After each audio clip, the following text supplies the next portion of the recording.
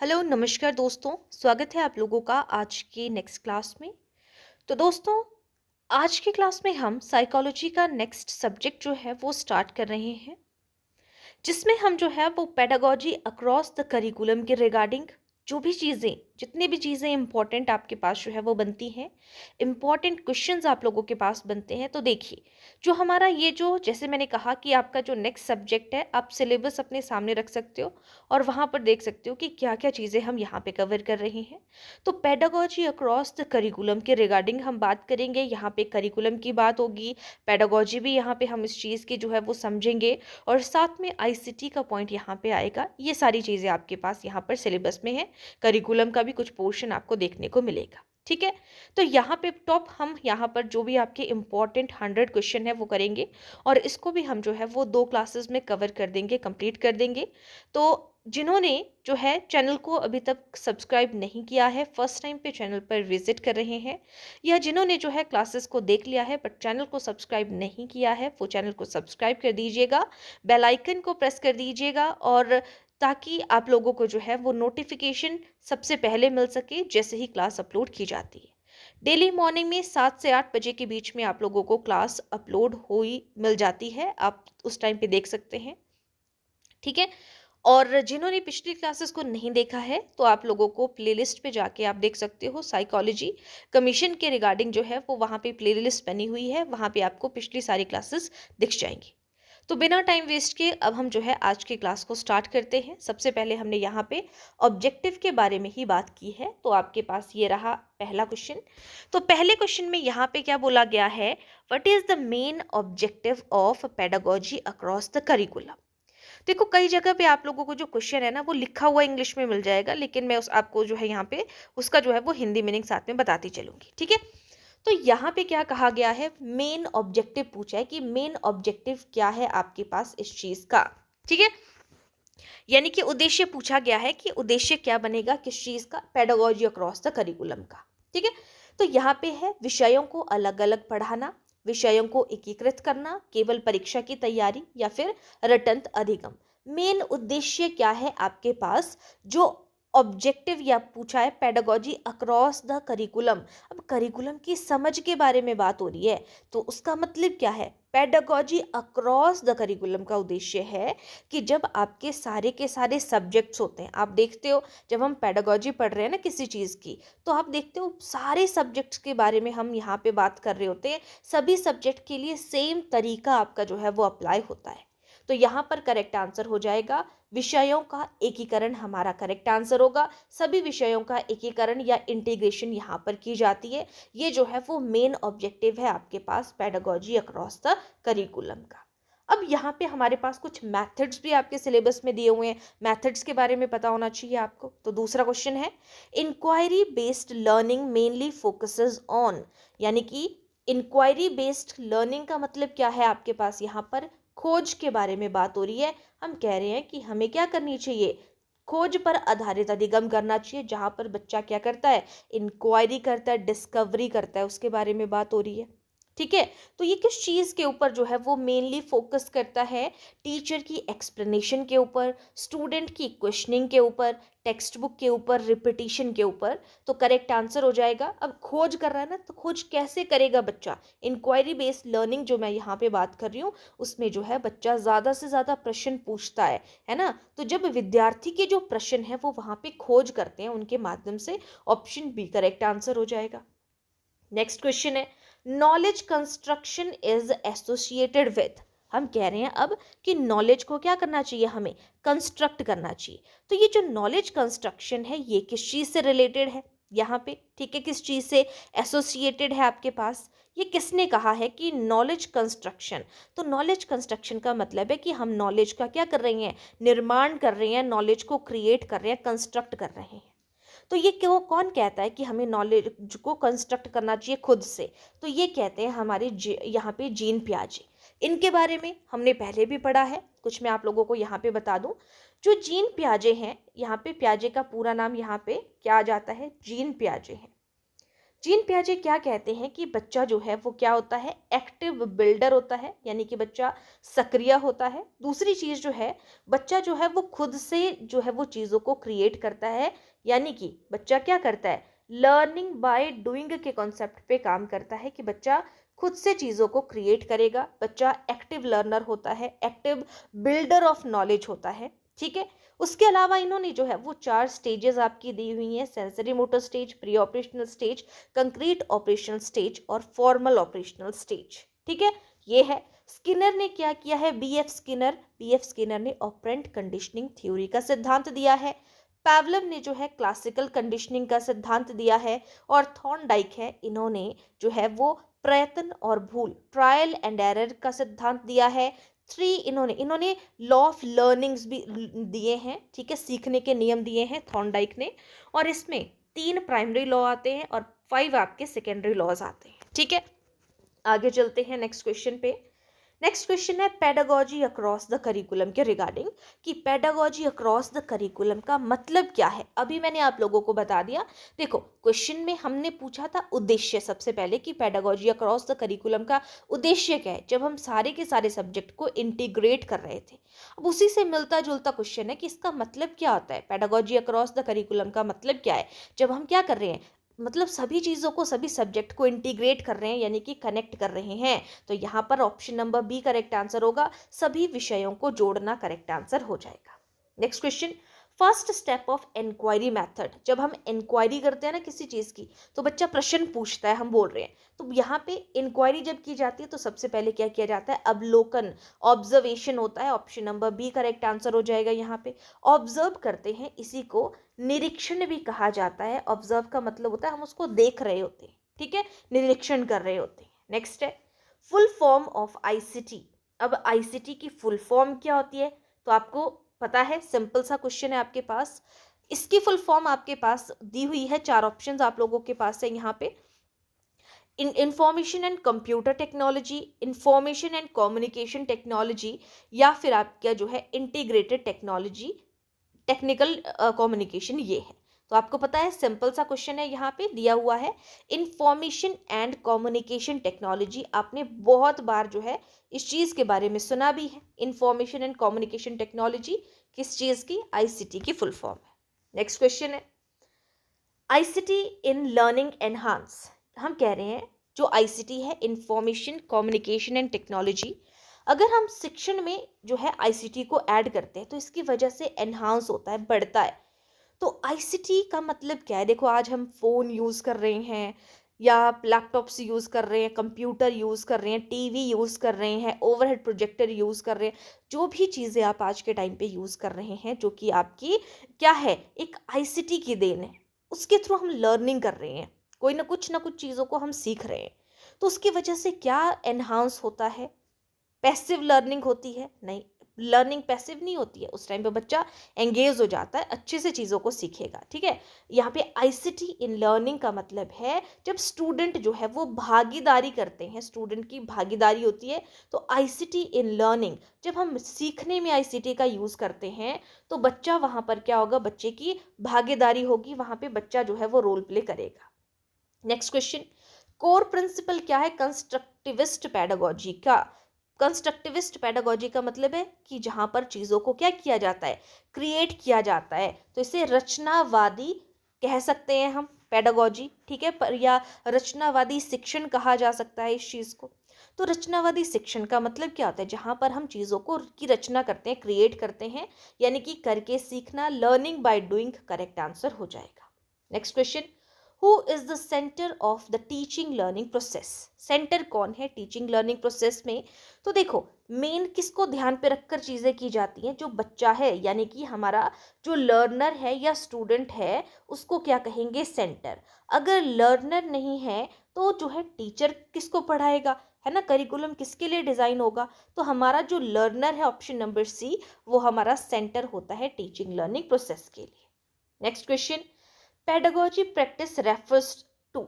जो pedagogy practices होती है, डिफरेंट डिफरेंट पेडागोजी प्रैक्टिसेस के बारे में भी बात हुई है। तो पेडागोजी प्रैक्टिस का अर्थ क्या है, ये किस चीज़ को रेफर करती है? तो पेडागोजी प्रैक्टिसेस का मतलब है, बोलते हैं ना ये पेडागोजी प्रैक्टिस है, यानी कि कौन सी स्ट्रैटेजी का आप यूज़ करोगे, कौन सी विधि का यूज़ करोगे, तो वो होती है आपकी पेडागोजी प्रैक्टिस, यानी कि शिक्षण विधियाँ या फिर टीचिंग स्ट्रैटेजी को रेफर करती हैं आपकी पेडागोजी की जो भी ये स्ट्रैटेजीज हैं। ठीक है, नेक्स्ट है, ये हमने पीछे भी पढ़ा था, इंक्वायरी लर्निंग ऑब्जेक्टिव इज, तो इंक्वायरी लर्निंग का ऑब्जेक्टिव क्या है? क्यूरियोसिटी को डेवलप करना। ऑप्शन ए करेक्ट आंसर हो जाएगा यहाँ पे। इंक्वायरी करना, इंक्वायरी यानी कि खोजबीन करना, क्यूरियोसिटी को जो है ये विकसित करता है, प्रश्न पूछने को बताता है इस तरीके से। ठीक है, नेक्स्ट है, नॉलेज इज कंस्ट्रक्टेड, नॉलेज जो है वो कंस्ट्रक्ट की जाती है, क्रिएट की जाती है, तो सोशली होती है, टीचर के थ्रू होती है, बुक्स से होती है, एग्जाम से होती है। ये बात हो रही है यहाँ पे कि किसके थ्रू जो है ये चीज़ होती है। तो यहाँ पे नॉलेज का निर्माण होता है, हम कंस्ट्रक्ट करते हैं, कहाँ से? सामाजिक रूप से नॉलेज को कंस्ट्रक्ट किया जाता है, सोशली किया जाता है, समाज में लोगों के साथ में बैठ रहे हैं तो नॉलेज का निर्माण हो रहा है ना कुछ चीज़ें तो आप सीख ही रहे हो वहाँ से। नेक्स्ट है, inquiry based learning result is, कि हम खोज आधारित शिक्षण की जब बात करते हैं, इंक्वायरी जब हम करते हैं तो उसकी वजह से क्या होता है? गहन अंडरस्टैंडिंग होती है, कंफ्यूजन होता है, स्ट्रेस होता है, मेमोराइज करते हो आप चीज़ों को, रटते हो, यादाश्त में लाते हो, यानी कि तो यहाँ पे करेक्ट आंसर हो जाएगा आपका कि जब खोज करते हो तो खोज से आपको आपके छुपे हुए क्वेश्चंस के आंसर मिलते हैं, यानी कि डीप अंडरस्टैंडिंग होती है। ऑप्शन ए करेक्ट आंसर हो जाएगा। Next question, pedagogic content knowledge, PCK जिसको हमने शॉर्ट में बोला, इसका कॉन्सेप्ट किसने दिया है? पेडागोजिक कंटेंट नॉलेज का कॉन्सेप्ट किसने दिया है? तो यहाँ पे देखो, ब्लूम के बारे में तो आपको पता है, इन्होंने जो है वो 3 डोमेन्स दिए हैं आपके पास लर्निंग के। ठीक है, कॉग्निटिव डोमेन, साइकोमोटर डोमेन और अफेक्टिव डोमेन।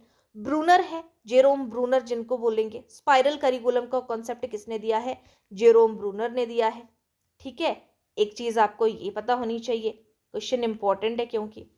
तीसरी चीज आ जाती है बाइगोस्की, बाइगोस्की ने जेडपीडी का कॉन्सेप्ट दिया है, जोन ऑफ प्रॉक्सिमल डेवलपमेंट का। उसके अलावा इन्होंने सोशियो कल्चरल डेवलपमेंट का सिद्धांत दिया है। ठीक है, लेकिन ये जो पेडागोजी कंटेंट नॉलेज है ये किसने दी है? शुलमैन ने दी है। Option number C correct answer हो जाएगा। नेक्स्ट है, problem solving approach mostly used in, हम प्रॉब्लम को सॉल्व करते हैं, तो ये जो प्रॉब्लम सॉल्विंग का जो अप्रोच है ये कहाँ पे यूज़ किया जाता है, कहाँ पे मोस्टली कहाँ पे प्रॉब्लम को सॉल्व किया जाता है? तो जब हम मैथ्स करते हैं ना तब प्रॉब्लम को सॉल्व किया जाता है। ऑप्शन ए करेक्ट आंसर होगा। नेक्स्ट है, इंक्वायरी लर्निंग स्टार्ट्स विथ, तो इंक्वायरी लर्निंग जो है वो किसके साथ में स्टार्ट होती है? तो इंक्वायरी लर्निंग स्टार्ट होती है जब आप क्वेश्चन करते हो, प्रश्न करते हो। ऑप्शन ए करेक्ट आंसर हो जाएगा। नेक्स्ट है, लर्निंग इज इफेक्टिव व्हेन, तो लर्निंग इफेक्टिव होती है कब? जब जो है आपकी जो लर्निंग है या जो बच्चा है वो कैसा हो? एक्टिव हो, या जो शिक्षक है वो बोले, टीचर टॉक करे, या शांति हो या डर हो। तो करेक्ट आंसर है कोई भी। पिछली क्लास में भी हमने जो है वो डिफरेंट डिफरेंट सब्जेक्ट में इस चीज़ के बारे में जिक्र किया था कि हमारी जो लर्निंग है या शिक्षण है वो कब प्रभावी होता है? जब बच्चा जो है वो क्या होता है? एक्टिव होता है। तो बच्चे का जो है एक्टिव होना इंपॉर्टेंट होता है। अगर बच्चा एक्टिव नहीं है तो लर्निंग इफेक्टिव नहीं हो सकती है। नेक्स्ट क्वेश्चन है, high level of blooms taxonomy is, तो ब्लूम टेक्सोनॉमी में हाई लेवल कौन सा है? तो मैंने आपको 3 डोमेन्स के बारे में बताया। आपके पास आता है कॉग्निटिव डोमेन, तो ये जो कॉग्निटिव डोमेन है, दूसरा साइकोमोटर और अफेक्टिव भी आता है। तो कॉग्निटिव डोमेन में सबसे हाईएस्ट आता है आपके पास, देखो सबसे लोएस्ट आता है आपके पास जो है नॉलेज, फिर अंडरस्टैंडिंग, इस तरीके से एप्लीकेशन, सिंथेसिस, है ना, इस तरीके से चीजें बढ़ती रहती हैं आगे को। ठीक है, तो यहाँ पे सबसे हाईएस्ट पे आता है आपका मूल्यांकन। Option number D correct answer हो जाएगा। मूल्यांकन सबसे हाईएस्ट है इन 4 में। नेक्स्ट है एक्सपीरियंशियल लर्निंग। अब ये एक्सपीरियंशियल लर्निंग का कॉन्सेप्ट भी आता है कि ये जो है वो क्या है? एक्सपीरियंशियल लर्निंग है, अनुभवात्मक अधिगम जिसको हम कहते हैं। तो अनुभवात्मक अधिगम यहीं से हमें पता चल गया। एक्सपीरियंस, एक्सपीरियंस से बना एक्सपीरियंशियल, तो उसका मतलब क्या होता है? एक्सपीरियंशियल लर्निंग की एक्सपीरियंस से सीखना, यानी कि अनुभव के द्वारा सीखना। ऑप्शन नंबर ए से ही हमें आंसर मिल गया। यहाँ पे रटना, व्याख्या, नकल ये तो नहीं होगा। ठीक है, नेक्स्ट है, अब हमने बार बार पेडागोजी के बारे में बात की, तो pedagogy is related to, pedagogy किस चीज़ से रिलेटेड है, डिफरेंट डिफरेंट कॉन्टेक्स्ट पे के तौर पे हमने डिफरेंट डिफरेंट जगह पर मीनिंग समझना यहाँ पे देखा कि अगर आपसे ऑब्जेक्टिव पूछा जाए तो ऑब्जेक्टिव है जब आप डिफरेंट सब्जेक्ट को इंटीग्रेट करते हो, है ना, तो उसको क्या बोलेंगे, पेडागोजी का ऑब्जेक्टिव बोलेंगे। अब पेडागोजी रिलेट किससे करती है, पेडागोजी किस चीज़ की पेडागोजी पढ़ रहे हैं हम यहाँ पे, आप यहाँ पे सीख रहे हो, कुछ सिखाया जा रहा है, कुछ आप सीख रहे हो, तो जो पेडागोजी है वो रिलेट करती है आपकी शिक्षण अधिगम प्रक्रिया, टीचिंग लर्निंग प्रोसेस से जो है ये रिलेट करती है। Option number A correct answer हो जाएगा। नेक्स्ट क्वेश्चन है, आईसीटी डेवलप्स, हम कह रहे हैं कि आईसीटी है यानी कि information communication and technology, ICT से कौन सी स्किल विकसित होती है उसके बारे में बात करती है कि ये कोई ना कोई स्किल को विकसित करता है आईसीटी। तो किस स्किल को, आईसीटी से क्या चीज़ होता है, डिजिटल लिटरेसी आप सीखते हो, डर सीखते हो, लेजीपन सीखते हो, डिपेंडेंसी किसी पर निर्भर होना सीखते हो, तो कौन सी स्किल आप डेवलप करोगे। तो यहाँ पे जो डिजिटल साक्षरता है यानी कि डिजिटली आप चीज़ों को सीख रहे हो, लिटरेट बन रहे हो, उस चीज़ को लेके लिटरेसी आ रही है, तो ऑप्शन ए करेक्ट आंसर हो जाएगा। Next question, ICT use in assessment used as, यानी कि जब हम आईसीटी का यूज कर रहे हैं ना, तो आईसीटी का यूज असेसमेंट में कैसे होता है, किस चीज के लिए होता है, कैसे होता है, ये बोला जा रहा है यहाँ पे। ऑनलाइन क्यूज के माध्यम से जब आपने किसी को असेस करना है ना, क्वेश्चन का मतलब क्या है यहाँ पे, थोड़ा सा क्वेश्चन को समझिएगा, थोड़ा सा आपको अलग लगेगा क्वेश्चन। तो आईसीटी का यूज हम यूज कर रहे हैं असेसमेंट, असेसमेंट में आपको मूल्यांकन करना है। तो जब आप मूल्यांकन कर रहे हो तो कौन सी चीज यूज करोगे आप, ऑनलाइन क्विज आप बच्चे से पूछोगे, या उससे जो है वो ओरल टेस्ट लोगे, ओरल टेस्ट है पूछ रहे हो, या आप रिटन टेस्ट लोगे, या होमवर्क करोगे, तो आपका करेक्ट आंसर हो जाएगा, आप बच्चे को ऑनलाइन क्विज दोगे। आईसीटी यानी कि ऑनलाइन चलेगा, तो ऑनलाइन क्विज के माध्यम से बच्चे को असेस किया जाता है। नेक्स्ट क्वेश्चन है, डिजिटल क्लासरूम बेनिफिट इज, अगर आप डिजिटली क्लासरूम की बात कर रहे हो तो जो डिजिटली क्लासरूम है उसका बेनिफिट क्या होता है। डिजिटल क्लासरूम का मतलब होता है जहां पर आप सामने नहीं हैं बट फिर भी जो है आप दोनों के बीच में जो है वो इंटरेक्शन हो रही है, आप बहुत दूर जाके कहीं पर बैठे हुए हैं लेकिन फिर भी जो है उसी इसीलिए हम उसको डिजिटल क्लासरूम बोल रहे हैं कि जैसे हम वीडियो कॉल करते हैं एक दूसरे से, वो भी एक टाइप का जो है वो डिजिटली चीज़ें हैं, या आपने जूम या मीट देखी होगी तो वो डिजिटल क्लासरूम है एक तरीके का, तो जिसमें इंटरेक्टिव लर्निंग होती है उसे हम क्या कहेंगे, डिजिटल क्लासरूम का एक बेनिफिट कहेंगे, फायदा कहेंगे। Next question, ICT supports inclusive education, जो आपकी आईसीटी है information communication and technology inclusive education को क्या करती है, तो ये बढ़ाती है, यानी कि आपका ऑप्शन ए करेक्ट आंसर होगा, ये प्रमोट करती है आपकी इंक्लूसिव एजुकेशन यानी कि समावेशी शिक्षा। चाहे बच्चा जैसा मर्जी हो, उसको थोड़ा दिखता है, थोड़ा नहीं दिखता है, चलता है नहीं चलता है, सुनाई देता है नहीं सुनाई देता है, थोड़ा वीक है, थोड़ा धीमी गति से सीखता है, सब बच्चों को जो है वो बराबर चीज़ें सिखाई जाती है, तो इसी को हम क्या कहेंगे, समावेशी शिक्षा भी कहेंगे, सभी को समान शिक्षा देना समावेशी शिक्षा है। नेक्स्ट क्वेश्चन, फ्लिप्ड क्लासरूम के बारे में आप लोगों ने सुना होगा कि ये जो है वो फ्लिप्ड क्लासरूम है। तो इस फ्लिप्ड का मतलब क्या होता है, फ्लिप्ड का मतलब है कि वीडियो कहाँ पे है, आपकी घर पे है, घर पर वीडियो है, लेकिन डिस्कशन कहाँ पर हो रहा है, क्लासरूम में है, यानी कि आप उसको फ्लिप कर सकते हो। ठीक है, हो आप कहीं पे, वीडियो कहीं और की, फ्लिप किया जा सकता है उसको, मतलब। नेक्स्ट है, आईसीटी मेक्स लर्निंग, अब हम जो है जैसे एक होता है आप टीचर से पढ़ रहे हो, एक होता है आप जैसे जैसे छोटे बच्चे को हम सिखाते हैं ना कि जैसे आपने उसको अल्फ़ाबेट सिखाने हैं, वही चीज़ अगर वो फ़ोन के थ्रू चीज़ों को सीखेगा तो उसकी वजह से क्या हो जाता है, जो आईसीटी है वो क्या बना देता है चीज़ों को, ये बोला जा रहा है। तो वो क्या करता है, फ्लेक्सिबल बनाता है, आईसीटी लर्निंग को फ्लेक्सिबल बनाता है, रिजिड बनाता है, लिमिटेड बनाता है, या फिर बोरिंग बनाता है, ये बात हो रही है। ठीक है, तो वो क्या करता है, उसको फ्लेक्सिबल बनाता है। आपका इंफॉर्मेशन कम्युनिकेशन एंड टेक्नोलॉजी, आपकी जो लर्निंग है उससे क्या होती है, प्रमोट होती है, फ्लेक्सिबल होती है। Next question, digital literacy means, digital literacy का मतलब क्या है, बोलते हैं ना कि बच्चा डिजिटली लिटरेट है, इसका मतलब है लिटरेसी यानी कि उसने सीखा, पढ़ा, साक्षर हुआ वो उस चीज़ को लेके, किस चीज़ को, डिजिटल यानी कि तकनीक को लेके, तो उसमें क्या होगा कि डिजिटल लिटरेसी का मतलब है जो भी आपकी टेक्निक्स है या टेक्नोलॉजी है आप उसका अच्छे से यूज़ करना जान गए हो। टाइपिंग से रिलेटेड नहीं है उसका, गेमिंग नहीं है, सोशल मीडिया नहीं है, बल्कि तकनीक का प्रयोग, प्रभावी प्रयोग आप कर पा रहे हो, उसको डिजिटल लिटरेसी बोला जाता है। नेक्स्ट क्वेश्चन है, आईसीटी का उपयोग किस चीज को बढ़ाता है? इस तरीके से क्वेश्चन दिया हुआ है कि आईसीटी का उपयोग जो है वो इंक्रीज करता है, तो किस चीज को जो है ये इंक्रीज करता है जब हम जो है वो आईसीटी का यूज करते हैं?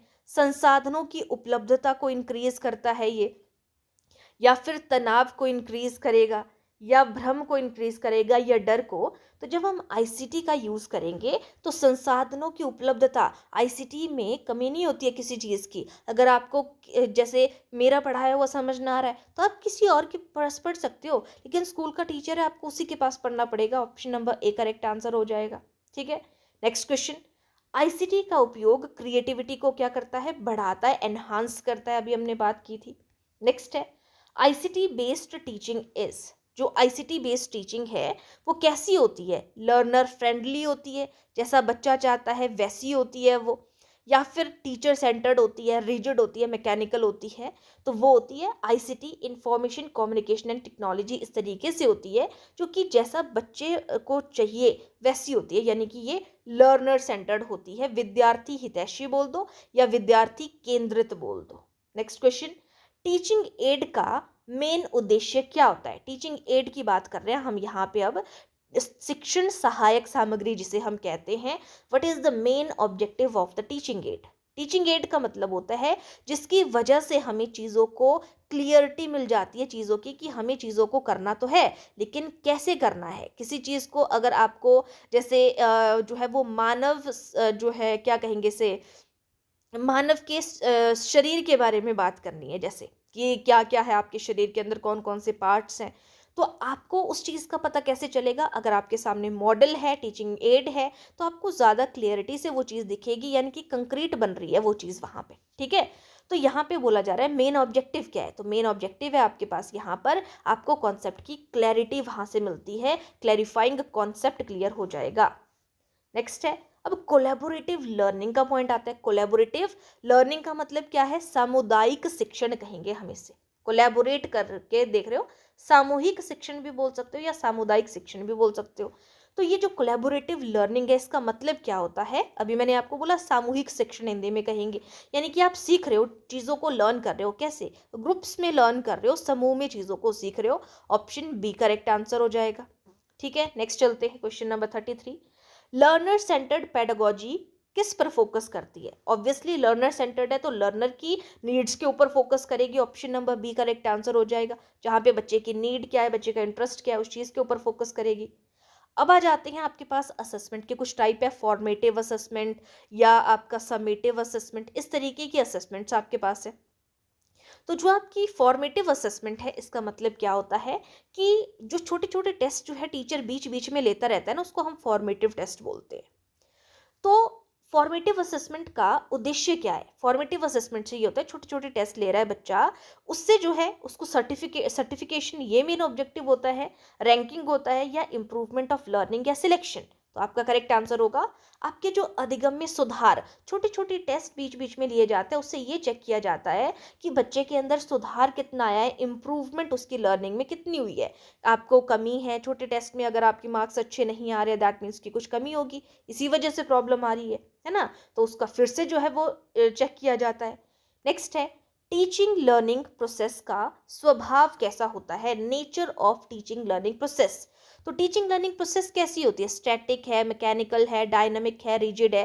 तो टीचिंग लर्निंग प्रोसेस आपकी रिजिड होती है, कठोर होती है, उसका नेचर ऐसा होता है। टीचिंग लर्निंग प्रोसेस का शिक्षण सहायक सामग्री का स्वभाव जो है वो रिजिड है। ऑप्शन डी करेक्ट आंसर हो जाएगा। अच्छा सॉरी, टीचिंग लर्निंग प्रोसेस के बारे में बात हो रही थी ना, तो इसका स्वभाव डायनामिक है, चेंज होता रहता है टीचिंग लर्निंग प्रोसेस, कि अगर बच्चे को चीज़ें समझ में नहीं आ रही हैं तो आप अपने मेथड को थोड़ा सा चेंज कर सकते हो। तो ये गतिशील है, उसके अकॉर्डिंग, बच्चे की नीड के अकॉर्डिंग हम इसको चेंज कर देते हैं। ठीक है, नेक्स्ट है पीयर लर्निंग। अब पीयर ग्रुप, पीयर लर्निंग यानी कि दोस्तों से संबंधित हो जाएगा, है ना। तो पीयर लर्निंग का सबसे बड़ा लाभ क्या होता है? Major benefit of peer learning के बारे में बात हो रही है। तो आइसोलेशन जो है वो मेन ऑब्जेक्टिव है, सोशल स्किल मेन है, फियर है या कंपटीशन है। तो यहाँ पे पीयर लर्निंग है, यानी कि ग्रुप में लर्निंग हो रही है, तो ग्रुप में है यानी कि सोशल स्किल्स का सबसे बड़ा लाभ है कि आप वहाँ पे सब लोगों के ग्रुप में चीज़ें सीख रहे हो ना, यानी कि आप सामाजिक कौशल सीख रहे हो। ऑप्शन बी करेक्ट आंसर हो जाएगा। नेक्स्ट क्वेश्चन है, करिकुलम इंटीग्रेशन का परिणाम क्या होता है? आप करिकुलम इंटीग्रेशन की बात कर रहे हो ना, जिसे पाठ्यक्रम एकीकरण कहेंगे। तो करिकुलम इंटीग्रेशन का परिणाम क्या होता है? करिकुलम इंटीग्रेशन रिजल्ट इन, तो इसका रिजल्ट क्या है? करिकुलम इंटीग्रेशन का, करिकुलम जब इंटीग्रेटेड है यानी कि होलिस्टिक डेवलपमेंट है, यहाँ पे सर्वांगीण विकास या समग्र विकास आपका करेक्ट आंसर हो जाएगा। नेक्स्ट है, रिफ्लेक्टिव टीचिंग का लाभ क्या होता है? बोलते हैं ना रिफ्लेक्टिव टीचिंग होनी चाहिए। तो रिफ्लेक्टिव टीचिंग का मतलब होता है कि आपने जो चीज़ें सीखी हैं उसमें क्या होता है, इम्प्रूवमेंट आती है। आपकी जो आपके अंदर कौशल है, आपके अंदर जो क्वालिटीज़ हैं, आपके शिक्षण की क्वालिटीज़ है, रिफ्लेक्टिव टीचिंग का लाभ होता है कि उससे बोलते हैं ना टीचिंग रिफ्लेक्ट होती है। टीचिंग रिफ्लेक्ट हो रही थी कि तुमने क्या किया है ना, कितने इम्प्रूवमेंट तुम्हारे अंदर आई। तो टीचिंग क्वालिटी की इम्प्रूवमेंट की बात करते हैं, इम्प्रूवमेंट इन टीचिंग क्वालिटी का हमें पता चलता है, ये लाभ है। नेक्स्ट है, स्टूडेंट ऑटोनॉमी का मतलब क्या है? स्टूडेंट ऑटोनॉमी मीन्स, तो स्टूडेंट ऑटोनॉमी का मतलब है शिक्षक पर निर्भरता, स्वतंत्र अधिगम, नियंत्रण या मौन। तो करेक्ट आंसर हो जाएगा यहाँ पे option number B, independent learning. Autonomy है स्वायत्त, स्वायत्त यानी कि अपने आप, तो स्वतंत्र अधिगम होता है स्टूडेंट ऑटोनॉमी का मतलब। नेक्स्ट है, टीचिंग प्रोफिशिएंसी का अर्थ क्या है? यानी कि टीचिंग प्रोफिशिएंसी मींस, यानी कि टीचर क्या हुआ यहाँ पर, प्रोफिशिएंट हो गया, कुशल हो गया किसी चीज को करने के लिए। तो इसे हम क्या कहेंगे, टीचिंग प्रोफिशिएंसी का मतलब है आपके पास कि आपके स्किल्स जो है वो कैसी हैं, इफेक्टिव है, प्रभावी शिक्षण कौशल। टीचिंग प्रोफिशिएंसी का मतलब है जो आपके टीचिंग कौशल है वो क्या है, प्रभावी है, इफेक्टिव है। नेक्स्ट है, लर्निंग आउटकम का स्वभाव कैसा होता है? हम बोलते हैं ना लर्निंग आउटकम्स जो है हमें अच्छा मिला, लर्निंग आउटकम हमें अच्छा नहीं मिला, इस तरीके से हम बात करते हैं। तो nature of learning outcome is, क्या नेचर है लर्निंग आउटकम का, कि हमें कितना आउटकम मिला। जैसे हम मार्क्स की बात करते हैं तो लर्निंग आउटकम को मेजर किया जा सकता है, ये मेजरेबल होती है। ठीक है। नेक्स्ट है, जॉयफुल लर्निंग का अर्थ क्या होता है? हम बोलते हैं ये जॉयफुल लर्निंग है, यानी कि आप जो है वो मज़े के साथ भी चीज़ों को सीख रहे हो, कोई स्ट्रेस नहीं है, कोई कुछ नहीं है। तो यानी कि तनाव मुक्त सीखना, स्ट्रेस फ्री लर्निंग के बारे में बात करते हैं। नेक्स्ट क्वेश्चन, इंक्वायरी बेस्ड किस चीज़ को हतोत्साहित करती है? इंक्वायरी बेस्ड लर्निंग डिस्करेजेस, तो ये किस चीज़ को डिस्करेज करती है? इंक्वायरी बेस्ड का मतलब है जहाँ पे करके सीखे जाती है, लर्निंग बाय डूइंग की जाती है, खोज की जाती है, उसके बारे में बात कर रहे हैं। तो ये डिस्करेज करती है किस चीज़ को? रटने को जो है ये डिस्करेज करती है, बाकी सभी चीज़ों को जो है ये प्रमोट करती है ना। एक्टिव लर्निंग भी होती है इसमें, क्यूरियोसिटी भी होती है, क्वेश्चनिंग भी होती है, सिर्फ आपकी रोट लर्निंग को ये मना करता है। नेक्स्ट क्वेश्चन, पेडागॉजिक प्रैक्टिस को कैसे होना चाहिए? हम बोलते हैं कि पेडागॉजी प्रैक्टिसेस है, ये स्ट्रैटेजीज हैं, तो वो कैसी होनी चाहिए? फ्लेक्सिबल होनी चाहिए, अथॉरिटेरियन, स्टैटिक, रिजिड।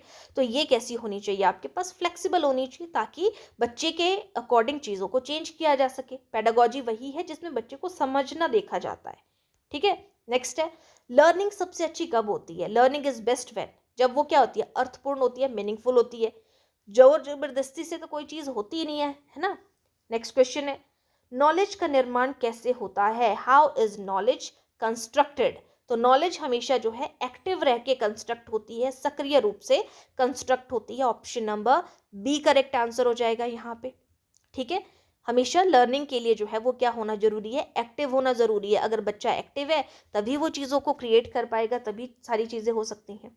अगर वो पैसिव है तब कैसे करेगा? नेक्स्ट है, टीचिंग कब प्रभावी होती है? तो टीचिंग प्रभावी तब होती है जब बच्चा क्या होता है, एक्टिव होता है, जब लर्नर यानी कि वो क्या हो, मोटिवेटेड हो, प्रेरित हो। अगर उसमें प्रेरणा नहीं है, वो प्रेरित नहीं है, तो लर्निंग नहीं होगी। नेक्स्ट है, क्लासरूम इंटरेक्शन का स्वरूप कैसा होना चाहिए? एक तरफा होना चाहिए क्लासरूम में जब इंटरेक्शन हो रही है, दो तरफा होनी चाहिए, टू वे होनी चाहिए, या फिर जीरो होनी चाहिए, या फिर वाह्य होनी चाहिए। तो उसके अंदर जो है क्लासरूम इंटरेक्शन में जो आपका स्वरूप है वो टू वे होना चाहिए, आपका टीचर और स्टूडेंट दोनों का रोल होना चाहिए उसमें। नेक्स्ट है, ऐसा नहीं एक ही बोलता रहे और कुछ नहीं। आज का सेकंड लास्ट क्वेश्चन है, प्रोजेक्ट मेथड का मेन लाभ क्या है। हम प्रोजेक्ट मेथड के बारे में बात करते हैं कि प्रोजेक्ट मेथड किसने दिया है, तो ये W.H. किलपैट्रिक ने दिया है। ठीक है, तो प्रोजेक्ट मेथड में क्या होता है, हम चीज़ों को जो है यहाँ पे प्रैक्टिकल माध्यम से प्रोजेक्ट को करके सीखते हैं। तो प्रोजेक्ट मेथड का मेन लाभ क्या हो सकता है कि इसको हम वास्तविक जीवन से सीखते हैं, रटते हैं, समय की बर्बादी है, तनाव है। हम यहाँ पे लाभ बोल रहे हैं, बेनिफिट है तो बेनिफिट है कुछ अच्छी चीज़ होगी, है ना। तो यहाँ पे रियल लाइफ लर्निंग से बेस्ड होते हैं, जो प्रोजेक्ट होते हैं ना हमारे, वो रियल लाइफ से संबंधित होते हैं, इसीलिए रियल लाइफ लर्निंग यहाँ पर हम सीखते हैं, ऑप्शन ए। नेक्स्ट है लास्ट क्वेश्चन आज का, टीचिंग स्किल का विकास कैसे होता है। टीचिंग स्किल डेवलप्स थ्रू, हम बोलते हैं टीचिंग स्किल डेवलप हो रही है, शिक्षण कौशल जो है वो विकसित हो रहे हैं। कैसे विकसित होते हैं, अभ्यास के माध्यम से, डर के माध्यम से, दंड के माध्यम से, संयोग के माध्यम से। तो ये option number A, teaching skills, बच्चे बोलते हैं ना, जैसे आपके अंदर पहले जब आपने ट्रेनिंग नहीं की थी, आपको नहीं पता था किसी चीज़ के बारे में, फिर आपकी टीचिंग स्किल्स जो है उनको डेवलप करने के लिए डिफरेंट डिफरेंट आप लोगों ने जो है वो अलग फर्स्ट ईयर में जैसे जेबीटी की, आपने फर्स्ट ईयर में जो है वो टीपी लगाई, सेकंड ईयर में टीपी लगाई, फर्स्ट ईयर में आपने कुछ और स्किल्स की, सेकंड ईयर में आपने कुछ और स्किल्स की। तो उससे जो है अभ्यास के माध्यम से जो है वो टीचिंग स्किल्स का जो है वो विकास किया जा सकता है। ठीक है, तो option number A correct answer हो जाएगा। तो दोस्तों ये थे हमारे आज की क्लास के 50 क्वेश्चन हमने यहाँ पे कवर किए। नेक्स्ट 50 हम जो है वो नेक्स्ट क्लास में करेंगे। तो अगर अभी तक आप लोगों ने चैनल को सब्सक्राइब नहीं किया है, बेल आइकन को प्रेस नहीं किया है, तो सबसे पहले जो है वो चैनल को सब्सक्राइब कर दीजिएगा, बेल आइकन को प्रेस कर दीजिएगा। डेली मॉर्निंग में 7 से 8 बजे के बीच में जो है क्लास को अपलोड किया जाता है, उस टाइम पे आप क्लास को देख सकते हो। नोटिफिकेशन आपको मिल जाएगी अगर आप लोगों ने बेल आइकन को, नोटिफिकेशन को ऑन किया होगा। ठीक है, और अगर वीडियो पसंद आती है तो प्लीज़ वीडियो को लाइक कर दीजिएगा। आज के लिए इतना ही, थैंक यू, मिलते हैं नेक्स्ट क्लास में।